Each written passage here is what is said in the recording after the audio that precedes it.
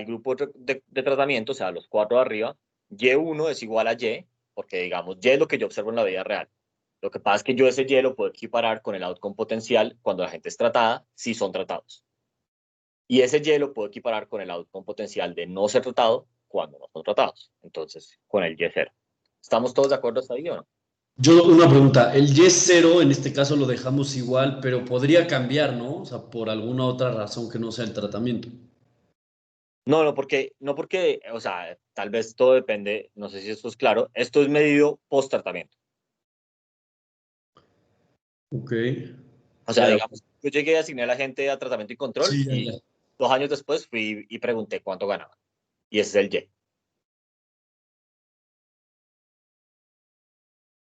¿Sí? Pero, o sea, estoy de acuerdo con, tal vez con lo que tú estás tratando de decir, es si esto fuera lo que, si Y fuera lo que yo medí antes del tratamiento, claro, y Y0 y Y1 fuera qué pasó después, no, pues eso podría ser diferente para ambos grupos. Profe, una pregunta también, o sea, ¿cómo definimos el tiempo entre la, o sea, entre cuando se toma la muestra antes y después del tratamiento? Eso creo que está relacionado con, no, no sé si eras tú mismo o alguien que está haciendo esta pregunta antes, es como cuánto es el tiempo adecuado de dejar para que el programa tome efecto y la verdad es que eso depende del programa. O sea, si es una educación, si es una intervención de educación, uno pensaría, bueno, al menos un año escolar o algo por el estilo. Si es una intervención, no sé, una droga que no, pues, te tiene que curar un cáncer terminal, pues tiene que ser meses, porque si no, pues vas a morir igual. O sea, la verdad es que depende del contexto completamente. Ok, gracias, profe. Listo. Pero entonces, para todo el mundo es claro por qué esto acá son unos puntos y esto acá son unos puntos, ¿o no? Sí, profe. Listo. Entonces, eh, ese, digamos, es lo que nosotros observamos, son los datos. ¿Listo? Y ese es el experimento. Entonces, yo, pues, la pregunta que uno se hace cuando tiene estos datos es, bueno, ¿será que el tratamiento, que digamos, fue esa terapia de comportamiento, tuvo, la pregunta es, ¿será que esto tuvo un efecto en Y, en el salario o algo por el estilo? Entonces, pues, no sabemos, básicamente. ¿Listo? O sea, si ustedes miran los datos por encima, ¿ustedes qué pensarían? Pues que no, quedaron casi iguales, según yo.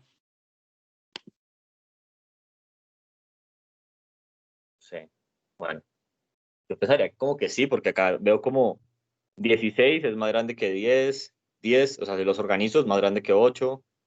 Bueno, aquí estos ya no son así, bueno, no, tal vez sí. O sea, no es muy claro, ¿no? Como que parece que a una gente le fue mejor y parece que a otros les fue peor. Entonces, pues ahora la idea es tratar de meterle matemática a esto a ver si quedaron mejor o peor. Entonces, para eso vamos a hacer inferencia randomización, que es lo que acabamos, lo que discutimos la clase pasada al final. Entonces, recuerden que la hipótesis nula acá es que para todo el mundo, delta I, o sea, el efecto de tratamiento para persona I es igual a 0 para todo I. Esta anotación todo el mundo la conoce, esa al revés, quiere decir para todo, por si no la han visto antes. Entonces, la hipótesis nula es que para todo el mundo el efecto de tratamiento es 0. ¿Listo? Y la diferencia de randomización se hace bajo esa hipótesis nula. Y queremos ver si rechazamos la hipótesis nula o no, básicamente.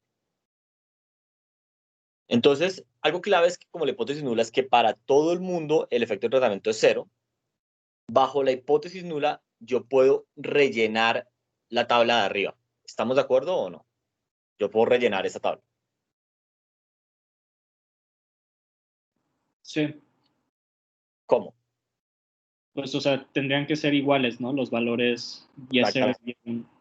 Bajo la hipótesis nula, esto acá debería ser 10, esto 5, esto 16 y esto 3. Esto es bajo la hipótesis nula. 5, 7, 8 y 10. Porque bajo la hipótesis nula, si el efecto de tratamiento es 0 para todo el mundo, pues los outcomes potenciales tienen que ser iguales. ¿Estamos de acuerdo o no? Sí. Entonces la clave acá Sí, es que profe. bajo esa hipótesis nula, nosotros sabemos cuál es el contrafactual, digamos, que hubiera pasado para las personas si no hubieran recibido el tratamiento. ¿Listo? Y entonces ahora vamos a hacer esta inferencia de randomización bajo la hipótesis nula. Entonces vamos a re-randomizar el tratamiento, digamos, como en la mente, placebo, y vamos a poder todos los como asignaciones de tratamiento posibles, o pues una gran cantidad, y básicamente, bajo la hipótesis nula, pues quién recibió el tratamiento y quién recibió el control, no importa porque el efecto del tratamiento es cero. Entonces, para todo el mundo, digamos, no debería importar el tratamiento. Es un poco lo que está pasando. Entonces, como decía acá antes, bajo la hipótesis nula yo puedo rellenar estos números que están en negrilla y esto es bajo la hipótesis nula. Delta I igual a 0. ¿Listo? Ahora, una cosa importante es que la hipótesis nula en inferencia de randomización se conoce como una sharp null. No, yo no creo que eso tenga traducción en español, honestamente. Y esta palabra sharp viene de que delta I es igual a 0 para todo I. Normalmente cuando uno habla de la hipótesis nula, uno suele hablar, digamos, de que H0 es que delta es igual a 0. Y estas dos cosas son diferentes. ¿Estamos de acuerdo o no?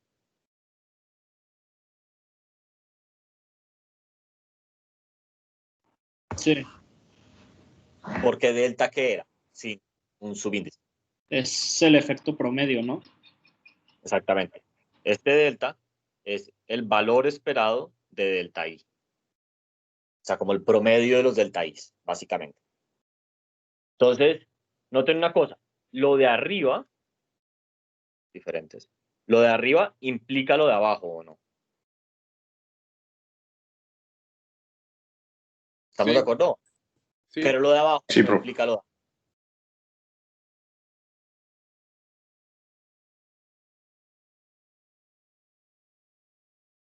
¿Estamos de acuerdo? Porque yo podría tener un promedio de 0, pero donde delta I no es igual a 0 para todo el mundo.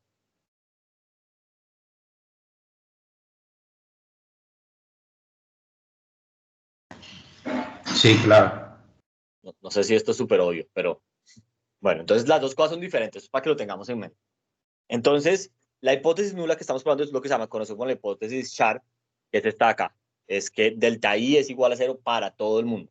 Y eso es lo que nos permite llenar esta tabla, digamos, de contrafactuales. Okay. Entonces ahora vamos a el paso 2 de digamos, de la inferencia de randomización, que es vamos a elegir un test estadístico. ¿Listo? Entonces, un test estadístico, solamente para que estemos todos de acuerdo, es una cantidad escalar, o sea, un número, que se calcula a partir de la asignación del tratamiento, esto debería ser una T, la asignación del tratamiento y los outcomes que observamos. ¿Listo? Entonces, lo que uno suele hacer cuando habla de un tratamiento y control es calcular la diferencia en medias. Es lo más normal, pero no tiene por qué ser eso. Podría ser la diferencia de las medianas, podría ser la diferencia de los máximos, podría ser la distancia máxima en la distribución, no sé, lo que a ustedes se les ocurra. ¿Listo? Entonces, un escalar es un número que va a salir a partir de T y Y, y vamos, pues voy a ver muchos y ahorita adelante vamos a ver un par. Eh, listo. Entonces, por ejemplo, consideremos la diferencia de medias. Entonces, de nuevo, ¿qué es la diferencia de medias? Pues yo cojo, por ejemplo, la suma para todo el mundo de TI por YI. Entonces, TI vale 1 o 0, ¿sí o no?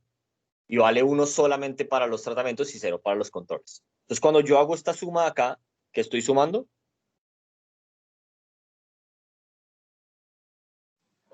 Solo el tratamiento. Exacto, los Ys para el tratamiento, y eso lo divido entre el número de gente que recibe el tratamiento, y eso básicamente es el promedio de los Ys para el tratamiento. Y análogamente, digamos, es el equivalente o el equivalente en muestra a la esperanza de Y1. Y esto acá es básicamente lo mismo, pero para el control. Entonces, este es el equivalente en la muestra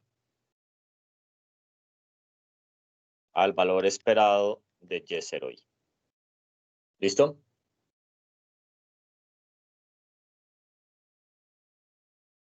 Sí. Ahí estamos. Listo. Entonces, recuerden, si este delta es relativamente grande, eso básicamente lo que nos indicaría es que la hipótesis nula no es cierta, porque la hipótesis nula es que delta y es igual a 0 para todo el mundo, o sea que delta es igual a 0 para todo en general. ¿Listo? Ahora, algo que es importante es, noten que el supuesto que hay como detrás es que el efecto del tratamiento es aditivo. O sea que básicamente Y1i es Y0 más ese delta. Pero el efecto del tratamiento podría ser multiplicativo, exponencial o cualquier otra cosa. Pero digamos, lo que hace esta diferencia de medias es que supone que el efecto del tratamiento es aditivo. ¿Listo? Sí, profe. Listo. Entonces, bajo estos datos que nosotros tenemos acá, podemos calcular cuánto es delta, como yo lo hice arriba, que de nuevo es básicamente la diferencia entre Y para los tratados y Y para los no tratados. Entonces, lo primero que hago es calculo cuál es el promedio. Esto acá es el promedio de Y para tratados. Entonces, ¿de dónde sale ese número? Pues básicamente yo sumo 10 más 5 más 16 más 3. Eso me da 34 y lo divido entre cuántas personas están tratadas, que son 4. Y hago lo mismo para el control, es el promedio de Y para el control. Y entonces eso sería 5 más 7 más 8 más 10, queda 30, dividido entre 4. Y ese es mi test estadístico. ¿Hasta ahí estamos todos de acuerdo o no?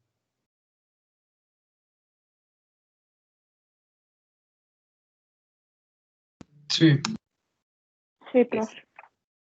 Entonces ahora vamos a hacer ya la diferencia de randomización en sí. Entonces recuerden, lo que uno hace es que vamos a re-randomizar el tratamiento, crear unas asignaciones de tratamiento y control placebo, cosas que no observamos en la vida real.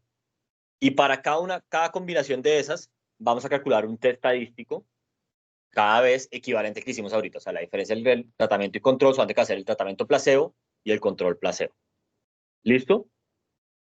Y entonces acá la parte clave es que bajo la hipótesis nula de que nadie tiene efecto de tratamiento, quién recibe el control y quién recibe el tratamiento no importa. Entonces yo puedo hacer esta re-randomización. ¿Listo? Entonces, estas son las preguntas que ustedes deberían hacer y que la respuesta debería ser bastante obvia. Es, si no hay un efecto de tratamiento, entonces, ¿cuál debería ser el efecto o el estadístico placebo promedio? Que es la diferencia entre el tratamiento y control en promedio. ¿Debería ser 0 o no?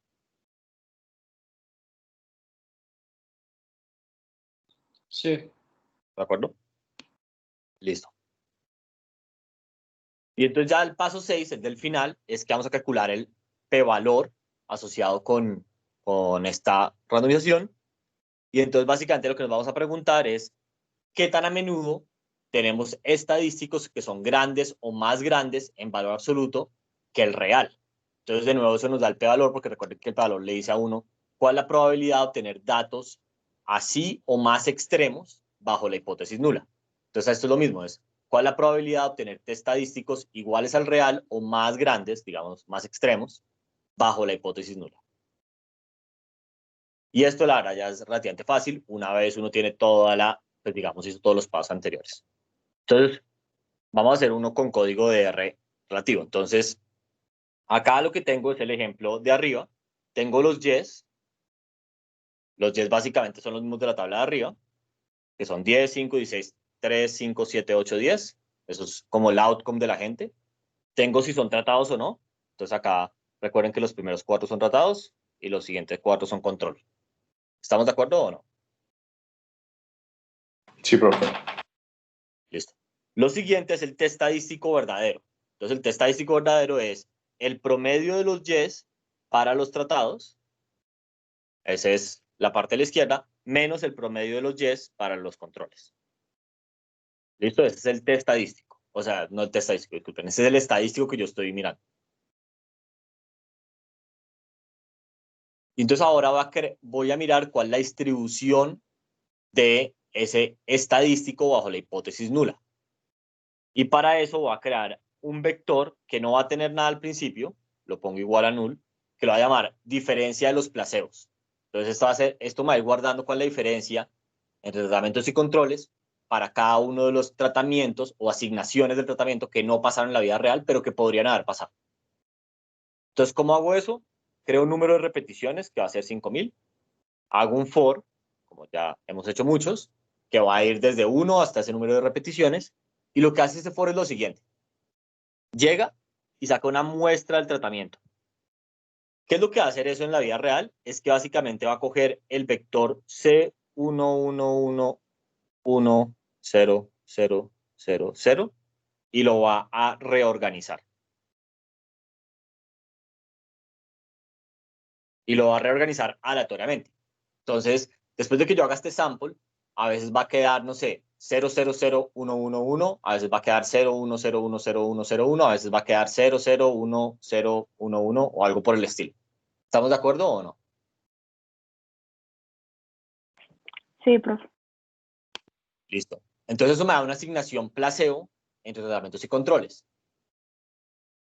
Ahora lo que voy a hacer es que voy a calcular, miremos la segunda parte del siguiente comando, la diferencia entre ese tratamiento y control placebo, o sea, entre el promedio de los yes para ese tratamiento placebo y el promedio de los yes para ese control placebo.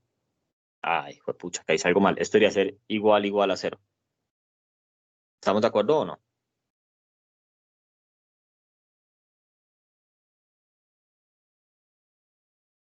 Sí. Listo. Y entonces ya lo que hago es que voy a guardar acá en las diferencias placebo, pues lo hago como un vector donde pongo el vector que tenía antes y le agrego una unidad, digamos una posición adicional que va a ser esta nueva diferencia. Entonces esto al final me va a quedar un vector de 5000 entradas y cada entrada va a tener la diferencia entre el tratamiento control, entre el Y para los tratamientos placebo y el Y para los controles placebo. ¿Estamos de acuerdo o no?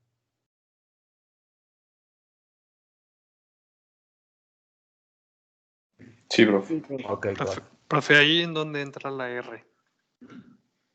No, la R no entra en nada, simplemente es porque lo quiero hacer 5000 veces. Entonces, como que la R va contando de 1 hasta 5000, pero no entra en ningún lado.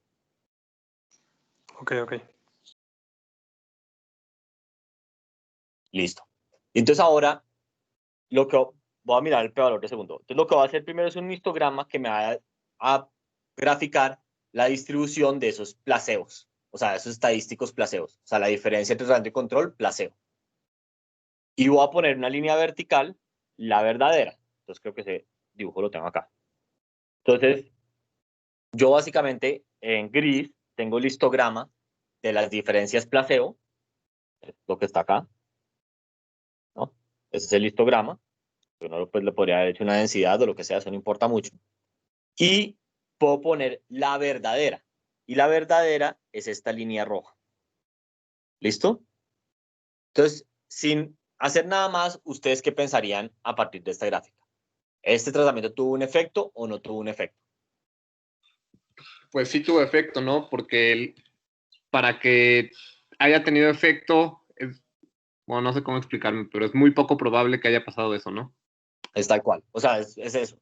Es básicamente, bajo la hipótesis nula de que no hay efecto, la probabilidad de que observemos esta diferencia entre tratamiento y control, o sea, que es lo que observamos, esa línea roja, es muy pequeña porque todas las diferencias bajo la hipótesis nula están a la izquierda de eso, ¿o no? Sí. Y entonces eso literalmente lo que me está diciendo es, bueno, pues muy bien, parecería como si esto fuera de verdad.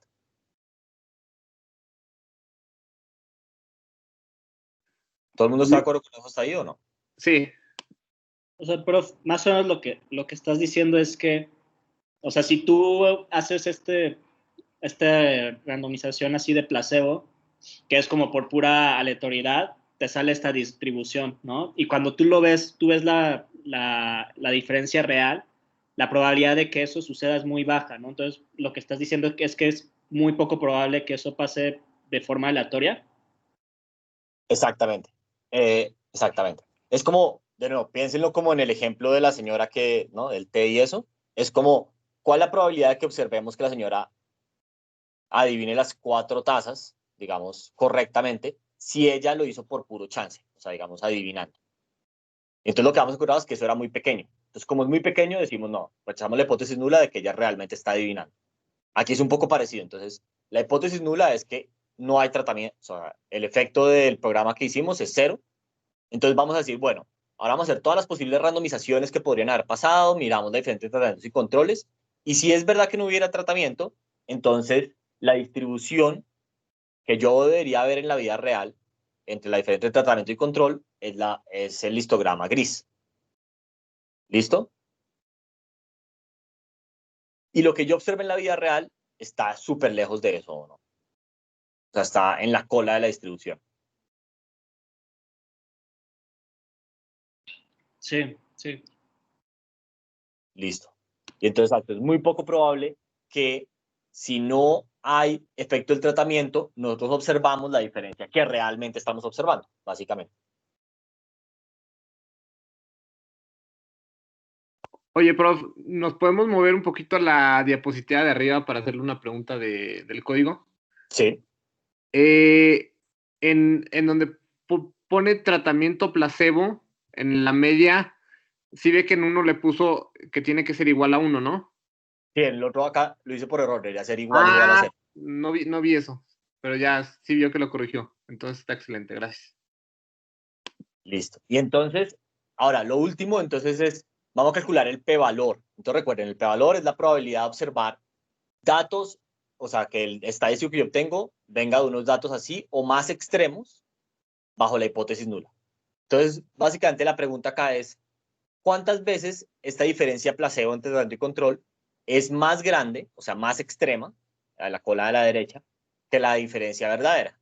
Y yo voy a calcular eso. Recuerden que esto es una comparación, entonces básicamente me devuelve verdaderos y falsos. Y entonces esos verdaderos y falsos, R los convierte en unos y ceros. Y cuando le calculo el promedio a eso, es básicamente como decirle cuál es la proporción de veces que el estadístico placebo es mayor que el estadístico verdadero. ¿Estamos de acuerdo o no? Sí, prof. Y yo le he puesto acá a R que pusiera ese p-valor en el título. Entonces lo que se dan, si ustedes se dan cuenta acá, el p-valor es 0. Entonces, ¿qué es lo que uno espera? Básicamente, si vemos la distribución de gris, no hay nada que esté a la derecha de eso. ¿Estamos de acuerdo o no?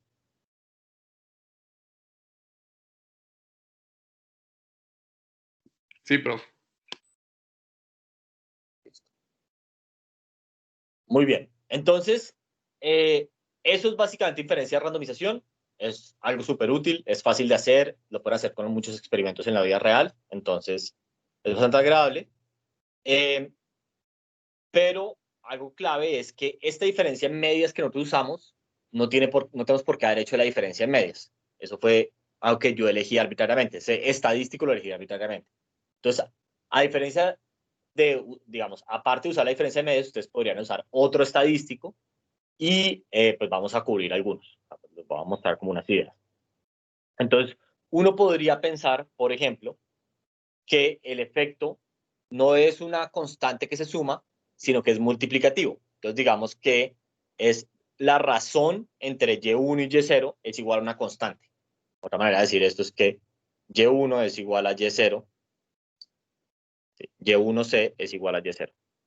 O sea, Y1 es una constante por Y, o más bien, sí, pues no importa, cualquiera de las dos, pero Y0 es una constante por Y1 o Y1 es una constante por Y0. ¿Estamos de acuerdo o no? O sea, básicamente la intuición sería que los que reciben el tratamiento son C veces más ricos que los que no reciben el tratamiento, ¿no? Exacto, algo por el estilo, exactamente. O aumentó en 10% su ingreso, o pues no sé. Entonces, en vez de pensar, no, es que el ingreso aumentó, digamos, pensándolo como en términos de ingreso, no es que el ingreso aumentó en $5 para todo el mundo, o el tratamiento que encontremos $1, sino que realmente fue que aumentó en 10% o algo por el estilo. Ok. Entonces, bueno, aquí hay varias cosas que ustedes podrían hacer. Ustedes literalmente podrían llegar y calcular Y1 promedio, digamos, barra, sobre Y0 barra, y que este sea el estadístico. Ven que está cargando ahí.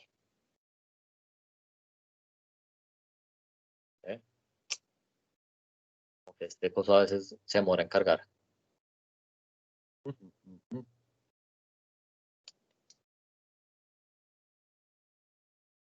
Ahí ya. Entonces, básicamente, ustedes podrían calcular el promedio de los Ys para los tratados y el promedio de los Ys para los tratados y decir que es el estadístico y hacer todo lo que hicimos ahorita, pero para eso. O sea, no para la diferencia, sino para la razón entre las dos cosas. Otra manera de hacerlo, que es lo que suelen hacer los economistas, es una transformación del logaritmo natural. ¿Por qué? Porque si ustedes saben que esta es la relación verdadera entre las cosas, entonces logaritmo de Y1 por C igual a logaritmo de Y0, así todos estamos de acuerdo. Esto acá lo podría escribir como logaritmo de Y1. No están viendo lo que estoy escribiendo. Creo que ya va a cargar en un segundo.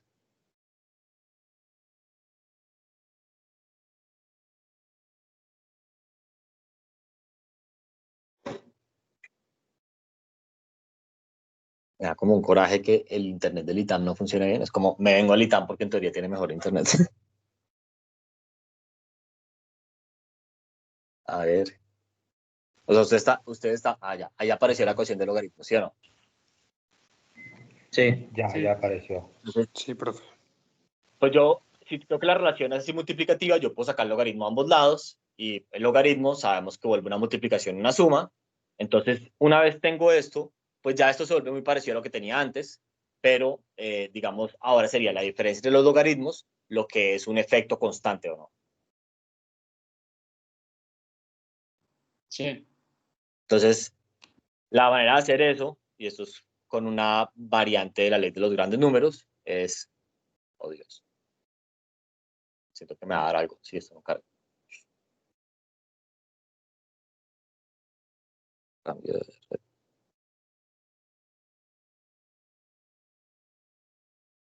Ahí ya. Listo. Entonces, la manera de hacer esto, y esto es como gracias a una variante de la ley de los grandes números, es pues parecido a lo que teníamos antes, pero entonces ahora va a ser el promedio del logaritmo de y de los tratados y el promedio del logaritmo de y de los no tratados, y la diferencia entre esos dos, pues va a ser como este logaritmo de c, va a ser como esta diferencia en logaritmos. ¿Listo? Y yo podría hacer exactamente lo mismo, entonces, digamos, yendo al ejemplo que teníamos antes, el código de R sería muy parecido, básicamente idéntico. Ay, no. No sé qué le pasa a esto.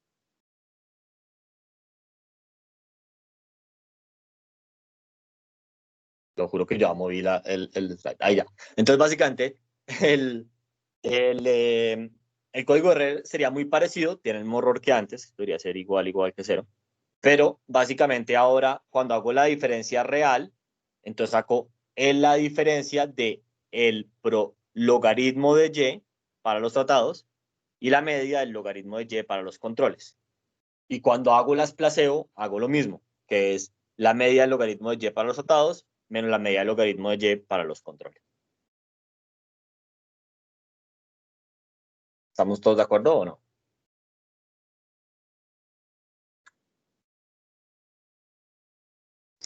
Sí. Listo. Pues creo que no están viendo lo que yo estoy viendo.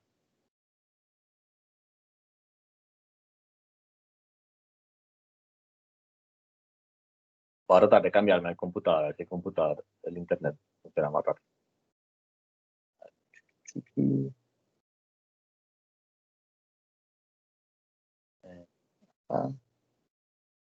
Espera en la pantalla. A ver, ¿aquí ven la pantalla o no? Sí, profe. Sí, profe. Listo, entonces, Aquí lo malo es que no tengo, en el computador no tengo esferito para ir, pero con el mouse vamos viendo lo que estoy diciendo. Entonces, como les decía, entonces la diferencia real es el promedio del logaritmo para los tratados menos el promedio del logaritmo de y para los no tratados. Y cuando hago el placebo es lo mismo. Acá falta el igual igual a cero entre los controles. Pero, digamos, el procedimiento es exactamente lo mismo, donde cambié el estadístico. Y va a ser igual que antes, un histograma, y aparte voy a calcular el p-valor, que el p-valor va a ser, pues básicamente la proporción de veces que este estadístico placebo es mayor que el estadístico real. ¿Listo? En este caso, digamos, el histograma se ve así, esta es la diferencia entre los logaritmos, y el p-valor ya no es tan extremo, digamos, es 0.059, o sea, el 5.9% de los datos, cuando yo hago otras randomizaciones placebo, están o son más extremos que lo que yo observo en la vida real. ¿Sí?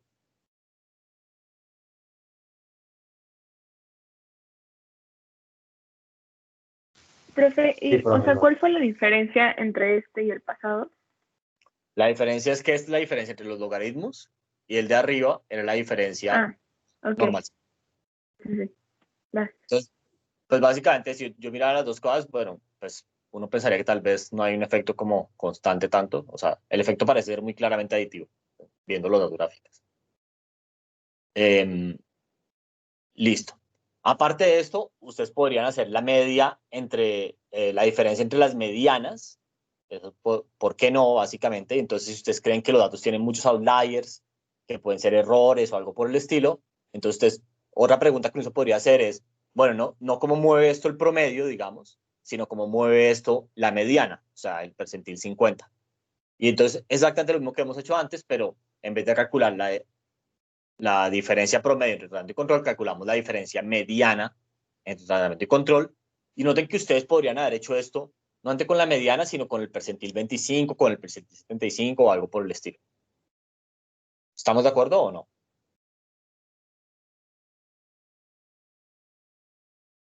Sí, profe. Sí, profe. Entonces acá, Profe, yo tengo una duda. sí, dale. O sea, lo que estoy entendiendo es que estamos haciendo como dos pruebas distintas porque estamos cambiando el como estadístico. Exactamente. Y puede pasar que un estadístico me diga una cosa y otro a lo contrario. Exactamente. Entonces aquí va, eso es exactamente a la parte que iba. Entonces, si ustedes, menos que ya todos han visto regresión acá, una regresión básicamente lo que me hace es que me calcula la diferencia en promedios. Eso estoy acá de seguro que ustedes en algún momento lo vieron. Pero la regresión está súper enfocada en los promedios. Entonces, si usted hace una regresión, casi que, y esto es como por diseño, o sea, esto no es magia, lo que haría la regresión, digamos, de este programa, con esos 4 datos, debería ser muy parecido a lo que da esta gráfica, en el sentido del p-valor y ese tipo de cosas. ¿Listo? O sea, la regresión básicamente lo que me mira es la diferencia promedio entre los tratados y los controles. ¿Estamos de acuerdo? Porque, a ver, si ustedes llegan a hacer la regresión de y contra una constante, ¿qué les va a dar la constante?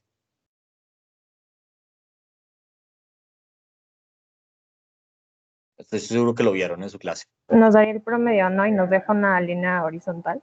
Exactamente. Y ahora, si ustedes llegan y hacen la regresión de y contra una constante y, digamos, una variable categórica, o sea, que toma unos y ceros, y esa variable, por ejemplo, es el género, digamos, o sea, una variable que es femenino y vale 1 si es mujer y 0 si es hombre. Entonces, ¿qué les daría el coeficiente femenino? La diferencia de los promedios de estar entre, bueno, de pertenecer a hombre y mujer, ¿no? Entre hombres y mujeres, exactamente. Entonces, básicamente le dice a uno, las mujeres más o menos, pues dependiendo del signo de beta, cómo se compara con el promedio de todo el mundo, o sea, con los hombres. ¿Estamos todos de acuerdo con eso? Entonces, la regresión está súper enfocada, y es por diseño, en el promedio. ¿Listo?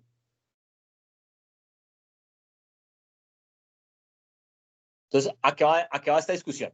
Supongan que ustedes llegan y tienen un tratamiento, no importa cuál es el tratamiento, digamos que el tratamiento es algo para mejorar el salario de la gente.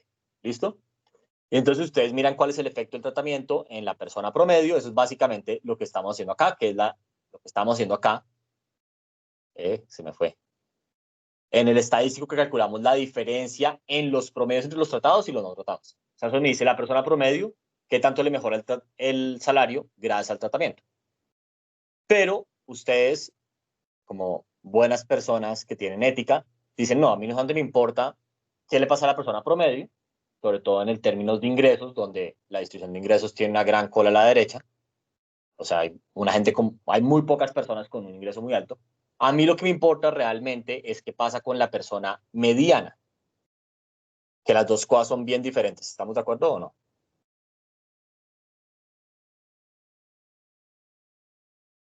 Sí, ¿No? profe. Entonces, yo podría llegar y encontrar que digamos, la persona promedio tiene un efecto positivo, o sea, bajo esta randomización que estamos haciendo acá, o esta hipótesis, estamos jugando este estadístico, y después podría probar la diferencia en medianas, o sea, la que está acá, y encontrar que el efecto es cero. Entonces, ¿qué me diría eso sobre qué está haciendo el tratamiento? Intuitivamente.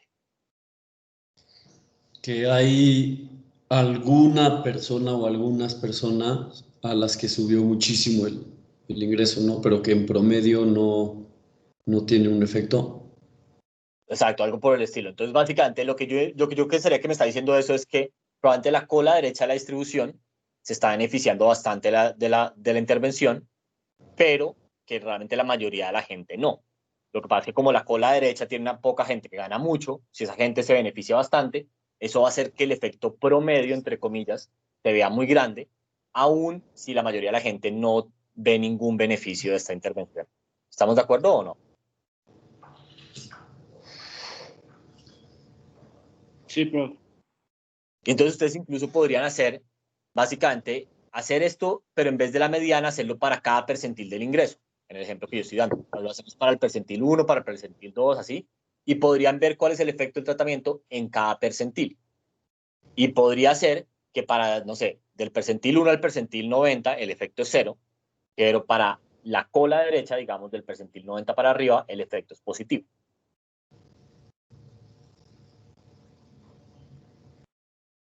¿Estamos de acuerdo o no? Sí, profe. Sí, Entonces, o sea, digamos, hacer este proceso, inferencia de randomización, con diferentes estadísticos puede dar diferentes respuestas, pero es porque cada vez le estamos preguntando algo diferente a los datos, básicamente. O sea, no son contradictorios en el sentido estricto de la palabra. Puede que se vean contradictorios porque como así que hay efecto cero para el percentil 25 y efecto positivo para el percentil 90, pues ya eso es lo que dicen los datos, básicamente. No es tal vez lo que uno quisiera o lo que esperaban cuando diseñó el programa, pero es lo que pasa en la vida real.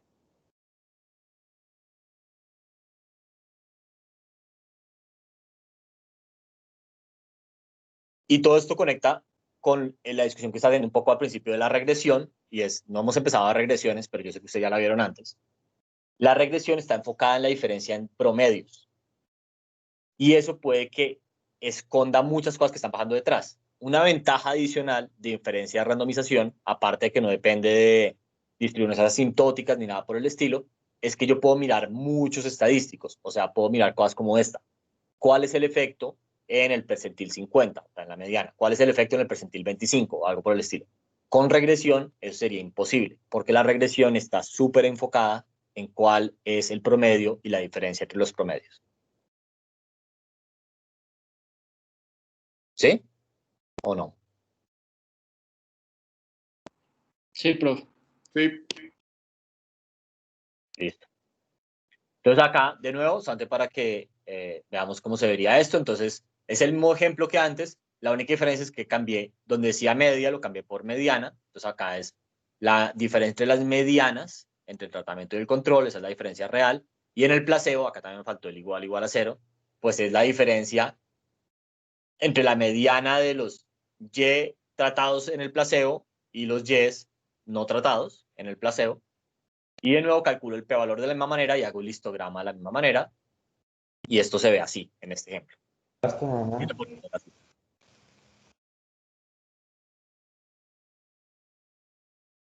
¿Listo?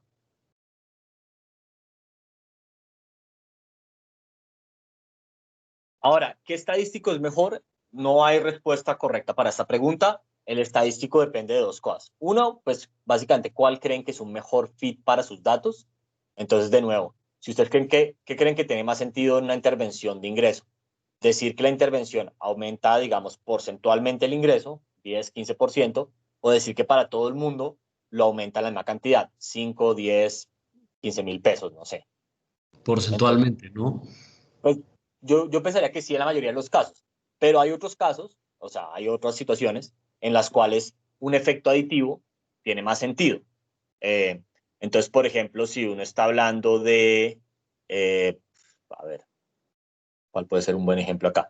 Como de una intervención de educación, donde, no sé, a todo el mundo se le hace como un curso remedial de matemáticas o algo por el estilo, o un curso intensivo de matemáticas, uno podría pensar que eso empuja a todo el mundo, digamos, hacia la derecha, o sea, como que desplaza la distribución de conocimiento hacia la derecha. Entonces eso sería como un efecto aditivo que tiene tal vez un poco más de sentido en ese contexto. Entonces, ¿qué estadístico es mejor? Depende de los datos, del contexto, de la pregunta, del tratamiento, todo eso. Aparte de eso, y vuelvo al punto del ejemplo que estamos viendo antes, muchas veces estadísticos diferentes yo los puedo usar y me dicen cosas diferentes de los datos. Entonces, por ejemplo, si miro cuál es la diferencia en el percentil 25 o el 50 o el 75, pues básicamente me está diciendo cómo afecta el tratamiento a gente en diferentes puntos de la distribución de los datos. ¿Estamos de acuerdo? Profe, yo tengo otra duda. Sí. Por ejemplo, en este caso estamos obteniendo el promedio del logaritmo del tratamiento y de no tener el tratamiento, pero nunca me ha quedado claro como cuál es la interpretación de aplicar un logaritmo, porque no encuentro ninguna como explicación lógica. Tengo una pregunta. ¿Ustedes están viendo R o estaban viendo las slides antes de responderte tu pregunta? Ya estoy viendo las slides. Ah, ok. Bueno, ¿Antes? ahora O sea, ¿ahorita la están viendo o ya no? sí, sí la estamos viendo. Ah, ok. Bueno, súper. Pensé que por un momento que estaba compartiendo lo que no era. Entonces, ya, entonces vuelve a responder tú. Entonces, tu pregunta es como que no entiendo la intuición de por qué sacar logaritmo. Sí, es esa, porque, por ejemplo, sacar el promedio o dividirlo en deciles, cosas así, entiendo como el motivo, pero nunca he entendido si hay una interpretación de aplicar logaritmos, porque lo he visto en muchos papers, por ejemplo. Sí, no, sí hay. Esa la vamos a ver, creo que la clase, o sea, en las próximas clases tengo como toda una diapositiva de eso, pero hay como dos razones principales. Una es, digamos, esto que está acá en esta diapositiva, que es, si tú crees que el efecto es multiplicativo, a veces, por ejemplo, si yo estoy dando algo como regresión, el problema es que la regresión no puede capturar nada multiplicativo. De nuevo, porque la multiplicación es aditiva y enfocada en el promedio.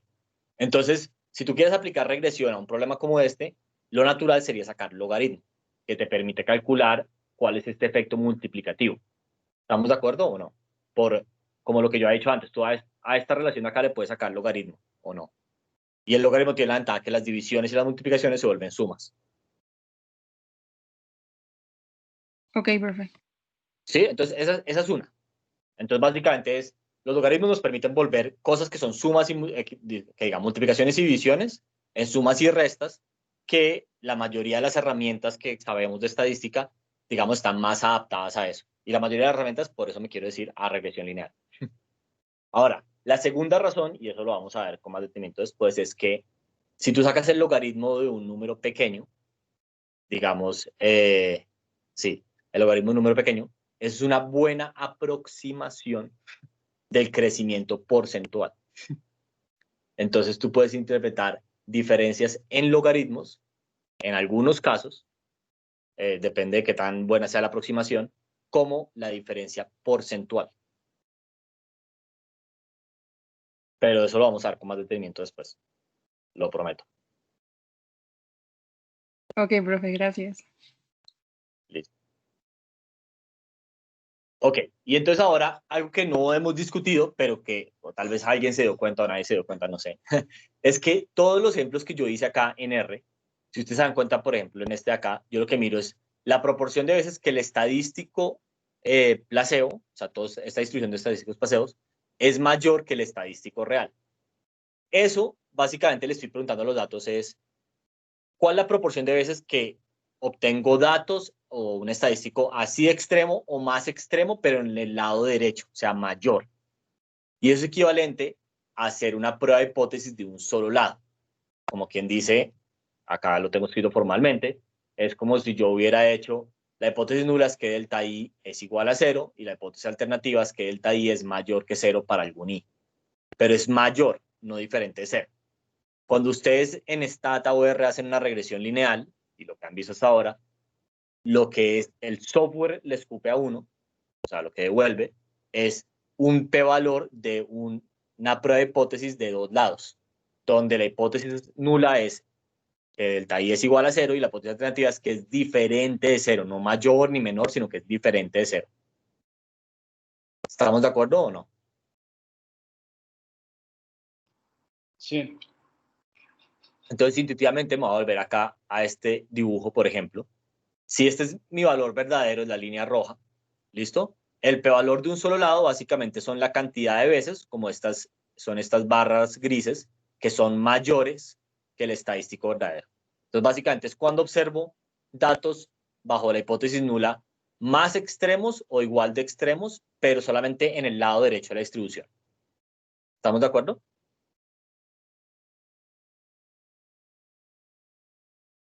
Sí. Listo. Pero uno, cuando mira una hipótesis nula de dos lados, como uno no sabe si la diferencia, o sea, antes de haber empezado, antes de hacer el ejercicio, yo no sé si la línea roja va a estar acá o va a estar, digamos, por acá donde está mi mouse, como a la izquierda. Eso yo no lo sé antes de hacer el experimento, o sea, lo sé después, pero no lo sé antes. Entonces, como yo no sé si va a estar, digamos, positivo o negativo, o sea, no sé si va a estar a la derecha o a la izquierda, entonces uno a veces dice, no, entonces como yo no sé exactamente cuál de las dos voy a hacer, voy a mirar cuál es la probabilidad de que los datos que yo observe sean en valor absoluto mayores que la línea roja. O sea, otra manera de decir eso es voy a mirar esta cola que está acá a la derecha y voy a mirar el espejo de esto, o sea, esta línea roja estaría, no sé, como por acá, y voy a mirar lo que está acá a la izquierda de eso. Y voy a hacer la suma de esos dos. Entonces, en matemáticas lo que quiere decir es que vamos a mirar estadísticos en valor absoluto, básicamente. Y uno hace lo mismo que hicimos antes, pero en valor absoluto siempre. Y de nuevo, la lógica de esto es, antes de hacer el experimento, yo no sé si la línea roja, o sea, el efecto verdadero, va a ser positivo o negativo.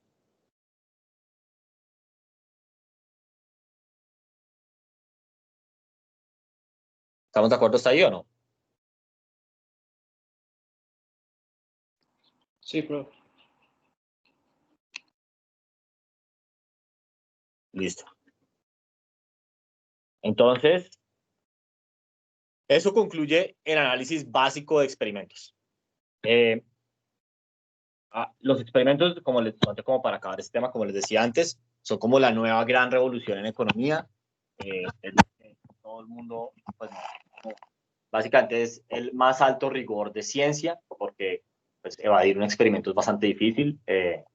Como que lo que dice es lo que dice, es muy claro, no tiene como mucha matemática complicada detrás realmente. Y es algo muy nuevo. Sobre experimentos uno se podría gastar clases y clases enteras hablando. Aquí solamente cubrí lo más básico. Pero bueno, si alguien quiere aprender más, ahí hay otro curso en mi página web como sobre experimentos y ahí pueden bajar las diapositivas, como lo que quiero decir. Profe, ¿Sí? la ventaja de hacer experimentos es que no tienes que probar o sea, te despreocupas por la causalidad, ¿no? Porque... Exactamente. La causalidad está como nuevamente construida en el experimento. Exacto. Ok. Sí. Esa es la gran ventaja. Obviamente hay muchas razones por las cuales uno no puede hacer un experimento. O sea, una de esas es razones éticas, ¿no? O sea, si tú crees que tienes en tus manos la cura a todos los males y como que estás bastante convencido ex ante, como que uno podría pensar que no es ético experimentar y darle a una gente sí y a una gente no y ver si la cura a todos los males funciona. Claro, si tú crees que la cura a todos los males puede llegar a tener efectos negativos muy malos, entonces tal vez sí vale la pena hacer un experimento, ¿no? Eso es como una vacuna, básicamente. Esa es una razón. Otra razón por la cual uno no puede hacer experimentos, estos son como razones políticas. Supongo que mañana llegara el presidente de México Eso no sería tan loco que pasara en la vida real. Pero supongo que llegara el presidente de México y dijera, para saber si, no sé, yo quiero saber si la plata que estamos gastando en educación sirve o no, entonces a la mitad de los niños del país los vamos a sacar de la escuela, aleatoriamente, y a la otra mitad no, y vamos a ver 10 años después si funcionó o no, y ya con eso sabemos si la plata que estamos gastando en educación está yendo a corrupción o si está bien gastada. Bueno, eso, uno, creo que no sería ético, dos, creo que al día siguiente el país ardería en llamas, ¿o no? O uno esperaría eso. Entonces, aunque el experimento, digamos, el rigor de ciencia más alto, sobre todo en ciencias sociales, no se puede hacer en muchas razones, bien sea por razones éticas o por razones como de que es posible en el contexto político del país, digamos, de lo que uno esté hablando.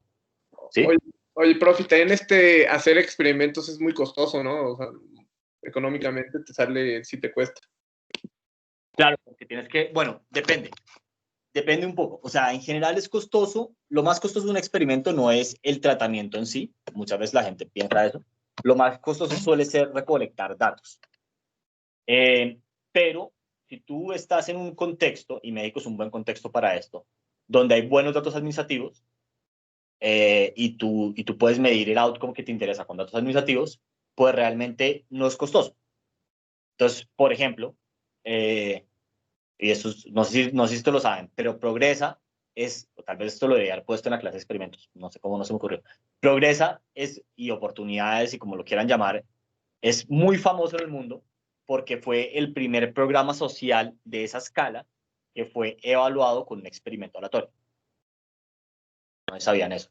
Entonces, básicamente lo que se hizo fue que aleatoriamente a una gente, al principio, digamos, duró unos años, ya eso no funciona así, pero al principio, entre la gente que era elegible al programa, a algunos se les dio el programa y a otros no se les dio durante unos años. Y a raíz de mirar diferencias entre cómo le fue a los que ganaron, digamos, la lotería del programa y los que perdieron, se evaluó qué tan bueno era este programa de transferencias condicionadas. Los resultados dieron que era muy bueno, y como fue muy bueno, entonces casi todos los países latinoamericanos lo replicaron. No es que Oportunidades y Progresa o Progresa como se llame hoy día, Becas Benito Juárez, no es que fuera la primera vez que a algún gobernante se le ha ocurrido hacer un programa de transferencias condicionadas. Ya Brasil tenía uno, pero fue la primera vez que un programa de esa escala se evaluaba aleatoriamente, con una evaluación aleatoria, y como los resultados dieron positivos, entonces todos los países lo empezaron a replicar. Pero yo tengo cuando dice que se escogió una base aleatoria, o sea, escogieron un grupo y de ese grupo escogieron a personas aleatoriamente, ¿no? Porque supongo que no fue de toda la población. Claro, era así. Entonces, básicamente, por el índice de marginación que calcula Coneval, creo, o la CONAP, ya no sé, se eligieron municipios. Entonces, básicamente, tu municipio tiene que ser suficientemente pobre, o localidad, creo que es realmente. Tu localidad tiene que ser lo suficientemente pobre para ser elegible al programa. Y si tuviese una localidad pobre, o sea, digamos, entre comillas, dada por este índice de marginación, entonces eres elegible. No importa nada más. Tú puedes ser el más rico de la localidad, pero si vives en la localidad pobre, eres elegible. Son las reglas del programa. O pues eran en ese momento, no sé cómo sean hoy día. Y ya una vez dentro de las localidades elegibles y no elegibles, o sea, dentro de las elegibles, básicamente, se eligió aleatoriamente una gente para que recibiera el programa y otra gente para que no. Y la comparación se hizo entre, digamos, los elegibles, o sea, entre los que viven en localidades con marginación alta, se hizo la comparación entre los que reciben el programa y los que no. Ok. Entonces, esto conecta como al punto de, claro, esa evaluación fue súper costosa, porque en ese momento tú querías mirar efectos de corto plazo, que era casi imposible mirar sin datos administrativos. Pero hoy día, suponiendo que el experimento siguiera, ya no sigue, pero supongamos que el experimento sigue, yo básicamente una pregunta que sería bueno saber es, bueno, ¿y cómo cambió el ingreso de estas personas? Y tú eso lo puedes mirar en bases de necesidades en México de dos maneras. Uno, si están en el IMSS, o sea, en la base del IMSS, tú puedes saber cuál es el salario de cotización de cada persona, que es como el salario base, o en el SAT puedes saber cuántos son sus ingresos. Claro, en México hay mucha informalidad, entonces hay gente que no va a aparecer en esas bases, pero entonces una pregunta que uno podría hacer es simplemente si aparecen en esas bases. Porque si aparecen en esas bases quiere decir que la gente se formalizó, y eso es algo bueno en general. Sí, correcto. Entonces, sí, los experimentos son costosos, pero en un contexto con buenas bases de datos, o sea, que ya existen y que se recolectan normalmente, no son tan costosos. Es algo para tener en cuenta. Dos, también hay muchos experimentos que tienen costo cero. Les voy a poner un ejemplo. Por ejemplo, algo que sería interesante, hint, hint, que alguien lo hiciera como tesis de licenciatura, es, o sea, creo que todo el mundo sabe, pero hay poca evidencia buena, de verdad, de que hay discriminación por color de piel en México. O por, no sé, o por razas, y uno es indígena o no, o por algo por el estilo. Entonces, un experimento fácil de hacer es, tú crea con R, básicamente, no sé, 10.000 hojas de vida. ¿Listo? Y estas hojas de vida tú ahora teorizas en qué universidad estudiaron, y el nombre, y el género, y cualquier cosa que quieras. Y una importante, puedes poner fotos diferentes, también generadas como aleatoriamente, o puedes poner también nombres que sean, por ejemplo, como más de gente que es de descendencia indígena o no. Y tú puedes mandar esas hojas de vida, poner, esto es bastante sencillo, a, no sé, de una página acá en México, estoy seguro, como elempleo.com, donde la gente pone como pues, búsquedas de empleo. Tú mandas las hojas de vida y ves cuántas de esas hojas de vida reciben respuesta. ¿Sí? Y tú puedes mirar si las hojas de vida que tienen, digamos, no sé, un nombre que suele ser de rasgos indígenas, si esas hojas de vida reciben menos probabilidad de respuesta de los empleadores que las que no. Así tengan el mismo nivel de educación, ¿no? Etcétera, etcétera, etcétera. Sí. Es un experimento que, pues, básicamente cuesta 0 a 0, ¿no? Sí, correcto. Bueno, ahí está. Y bueno, como eso, pues, se les pueden ocurrir bastantes. Super. Gracias, prof. Listo. Entonces, ya no me acuerdo ni qué estaba diciendo.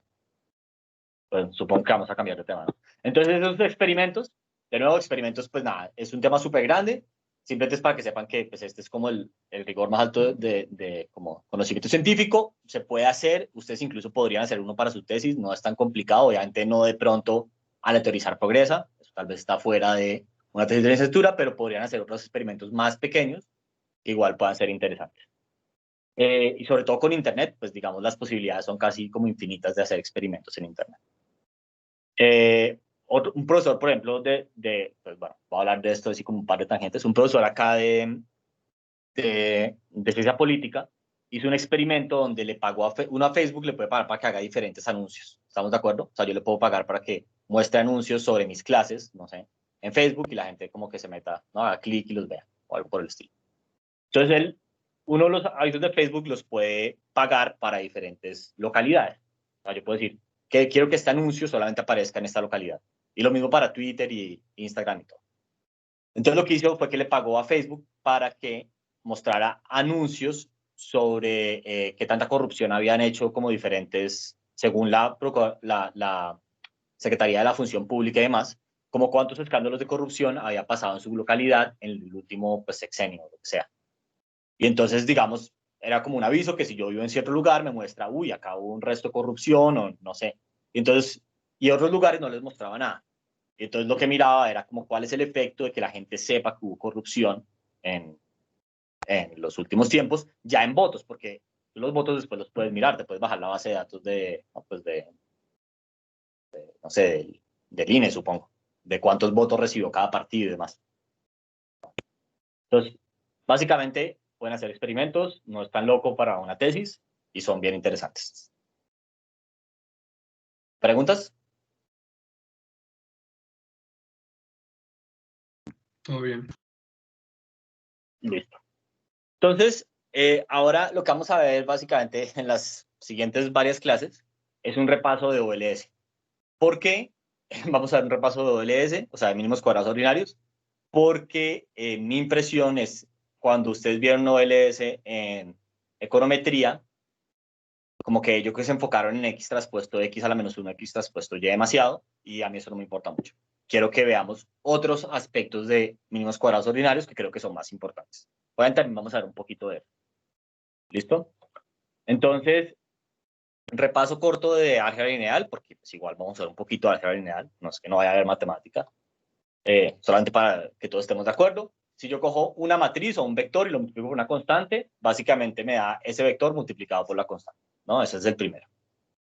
El segundo es, si yo hago la multiplicación de un vector fila por un vector columna, como se hace eso es el primero por el primero, o sea, AC, más el segundo por el segundo, ¿no? Entonces, como que yo como lo veía cuando lo veía en clases, como si uno cogiera el CD y lo mueve lentamente encima del AB y lo multiplica y lo suma.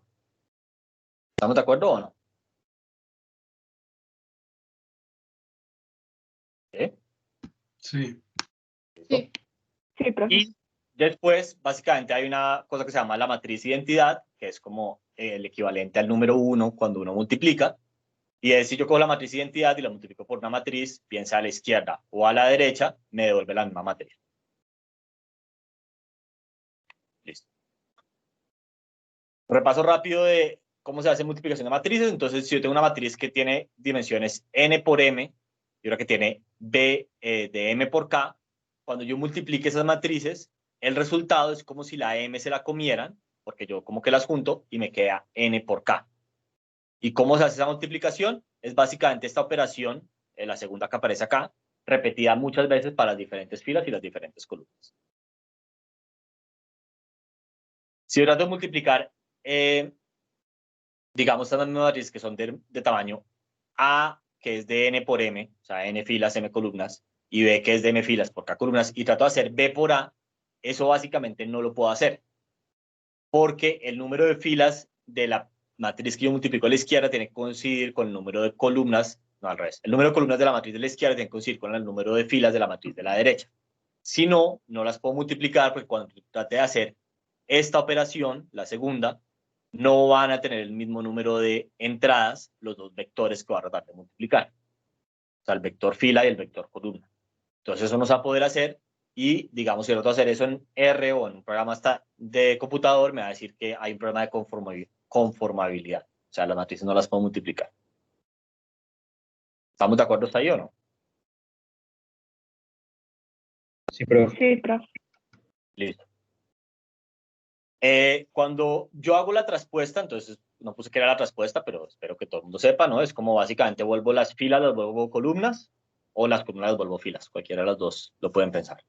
Entonces, cuando hago la traspuesta de un producto, es el producto de las traspuestas, o sea, AB traspuesta es cambio el orden y pongo B traspuesta multiplicado por A traspuesta.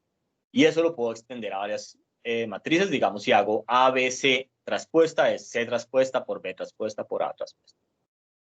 Y con la inversa pasa lo mismo.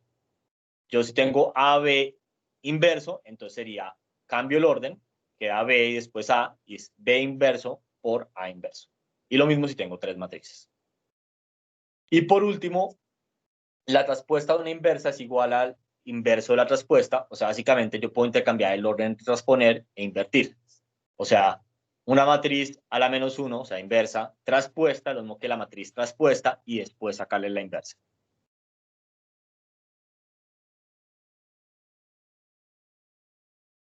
¿Sí o no? Sí. Sí. Ok. Entonces ahora algo más que vamos a utilizar es la ley de expectativas iteradas. Entonces, ¿cómo funciona eso? Básicamente lo que dice así el teorema matemático es que la esperanza matemática incondicional de una variable aleatoria es igual al valor esperado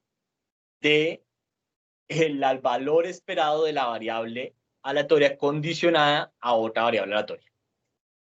Entonces, eso en una sola ecuación lo que quiere decir es el valor esperado incondicional de Y es igual al valor esperado del valor esperado de Y condicional a X. Ahora esto lo vamos a hacer con un ejemplo porque esto realmente es una cosa súper intuitiva, pero que matemáticamente se ve súper compleja.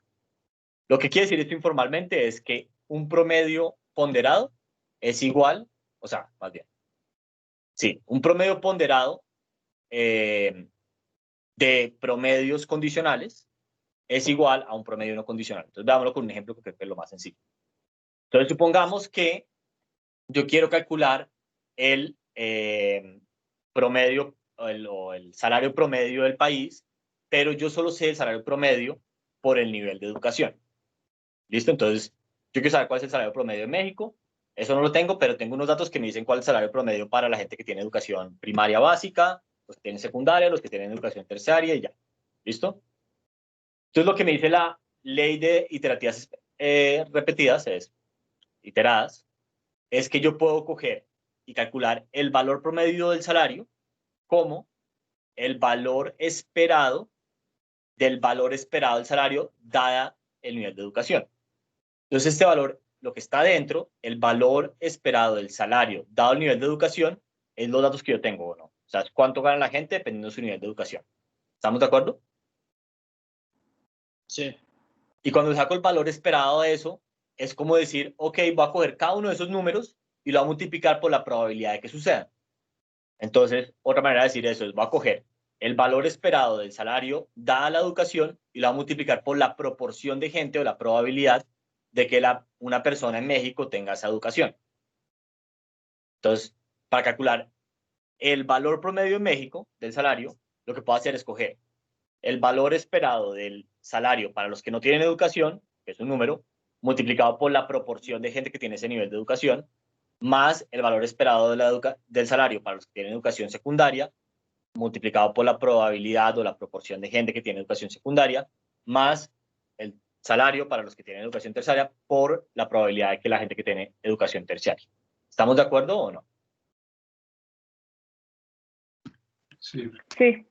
Y eso es lo que dice la ley de expectativas iteradas. Algo importante que creo que no es tan obvio cuando la gente la ve es, cuando yo saco esta esperanza por dentro, esta es la esperanza de Y dado X, ¿no? Entonces, como que condiciono X y calculo el valor esperado de Y. Cuando saco esta segunda esperanza realmente es sobre los valores de X. Entonces, por eso es que yo cojo cada uno de esos valores que está adentro y lo multiplico por la probabilidad de que cada valor de X suceda.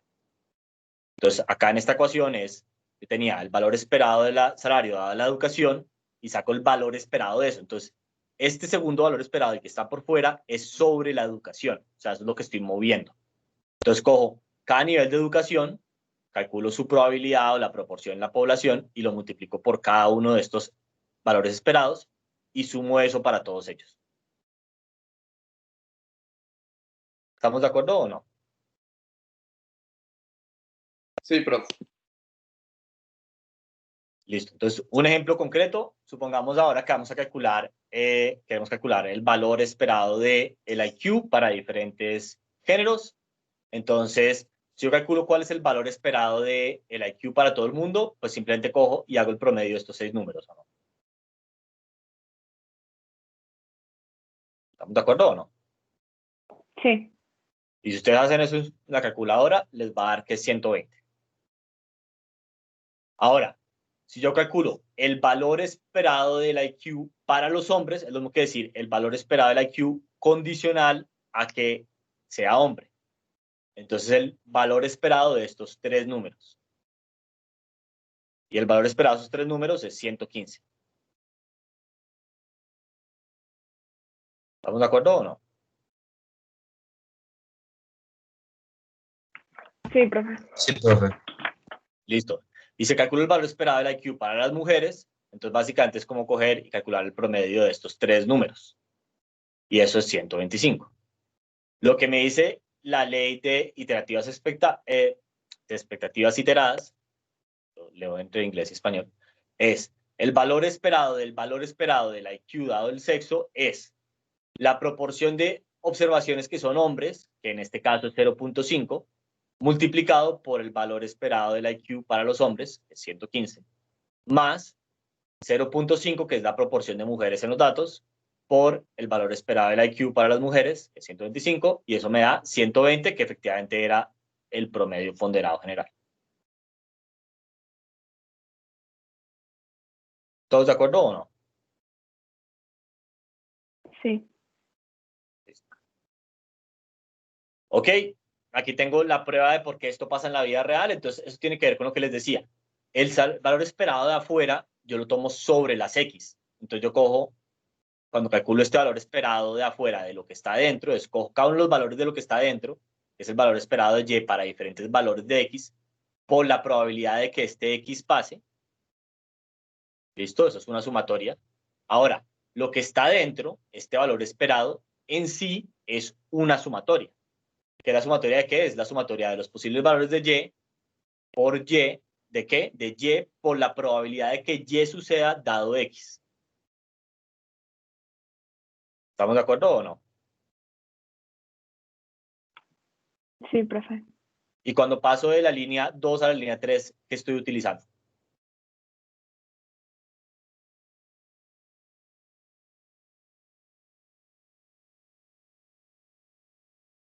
¿No? ¿Nadie? Es la función conjunta, ¿no? Sí, o sí. ¿Es la propiedad de Bayes? Exactamente. La ley de, Sí. el teorema de Bayes es lo que está utilizando. El teorema de Bayes básicamente me dice que esta probabilidad, o sea, la probabilidad de y condicional a x, es la probabilidad de que pasen x y y dividido entre la probabilidad de que pase x. Entonces, ese, como acá, es básicamente este número dividido entre la probabilidad de x, pues la probabilidad de x se cancela con el que está fuera del paréntesis. ¿Estamos de acuerdo o no? Sí, sí. Sí, profesor. ¿Listo? Entonces, tengo esa sumatoria. Ya el siguiente paso es simplemente puedo sacar la y. Reorganizo las sumatorias, que lo puedo hacer, el orden en que yo sumo no importa. Y saco la y como factor común. Sumo esta probabilidad conjunta sobre todos los valores de x. Y eso básicamente es la probabilidad de y. Porque, pues, digamos como que los valores de x tienen que sumar a 1. Pero, como estoy condicionando con un valor de y, pues suma la probabilidad de y. Y calculo esa sumatoria, eso es la esperanza de y. Estas pruebas estoy casi seguro que ustedes las vieron en su clase de probabilidad en algún momento. Solamente como un repaso.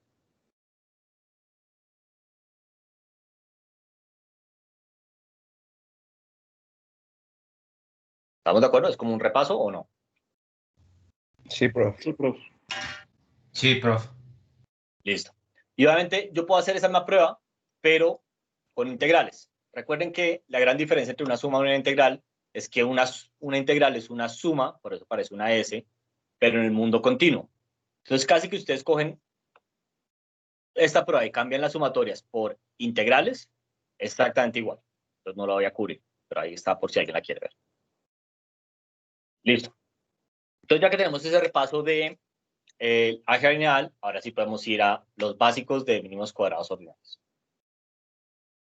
Entonces, aquí lo que vamos a hacer siempre, y lo que ustedes vieron antes, estoy casi seguro, es mínimos cuadrados ordinarios como algo para minimizar el residuo entre la línea que vamos a fitear, digamos, y las observaciones. Entonces, ¿qué es lo que quiere decir eso en la vida real? Supongamos que tengo n observaciones con dos variables. Entonces, digamos, tengo una serie de observaciones en X y una serie de observaciones en Y. Y el objetivo de mínimos cuadrados ordinarios, como ustedes seguro lo aprendieron, es encontrar la línea que va a tener esta forma funcional, digamos, una constante más un intercepto más una pendiente, que más se ajuste a los datos. ¿Listo? Entonces, la manera que yo puedo pensar eso es, si esa es la línea que yo voy a decir que se ajusta a los datos, entonces yo puedo llamar como y gorrito, ¿listo? Al valor que le corresponde a xy, según esa línea. Y es lo que se llama el valor ajustado o el valor predecido por la línea, el fitted value. Y yo puedo calcular cuál es el residuo. ¿A qué me refiero con el residuo? Pues cuál es la diferencia entre lo que la línea dice que debería valer y lo que realmente vale y. Entonces, esa diferencia entre el y verdadero y el y que, digamos, la línea dice que debería tener ese x. Y eso lo vamos a llamar UI gorrito.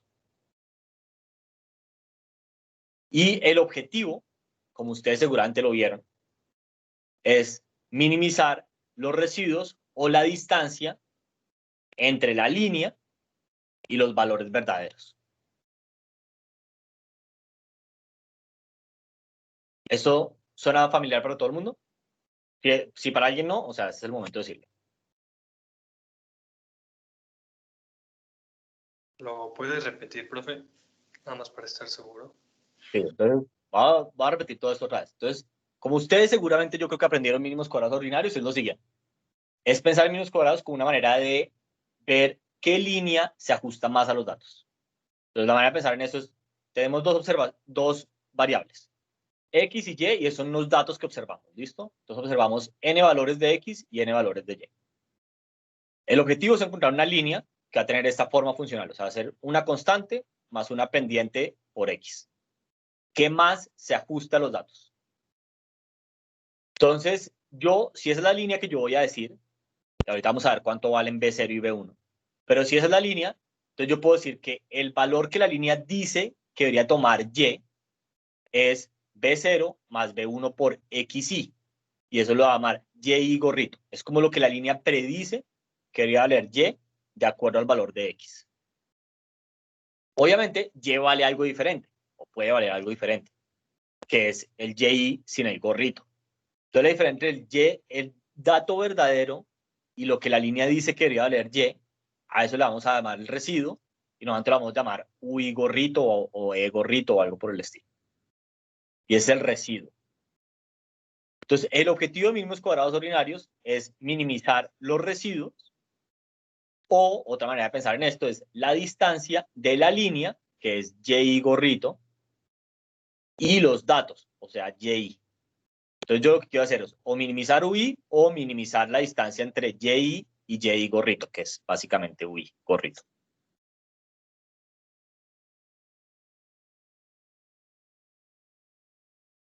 ¿Estamos de acuerdo o no? Sí, profe. ¿Quién no vio mínimos cuadrados ordinarios como esta fue la motivación de mínimos cuadrados ordinarios?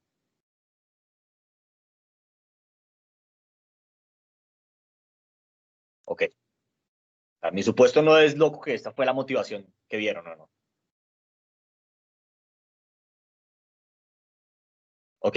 Entonces, ya para no tratar de correr, voy a dejar hasta acá por hoy. Entonces, la próxima clase lo que vamos a seguir viendo es básicamente un repaso de mínimos cuadrados con esta visión, pero después con la visión que realmente nos va a importar a nosotros, que obviamente esta mecánica va a seguir pasando por detrás, pero a nosotros nos va a importar otra parte de mínimos cuadrados ordinarios. ¿Listo? Entonces, por ahora dejemos acá. ¿Bien? Perfecto, prof. Gracias. Gracias, prof. Listo. Gracias, profe. Gracias, prof. Gracias, profe. Gracias, profe. Que les va bien, que pasen buen Muchas fin. gracias, prof. Gracias, profe. Buen fin. Profe, ¿le Gracias. puedo robar 10 minutos o 5?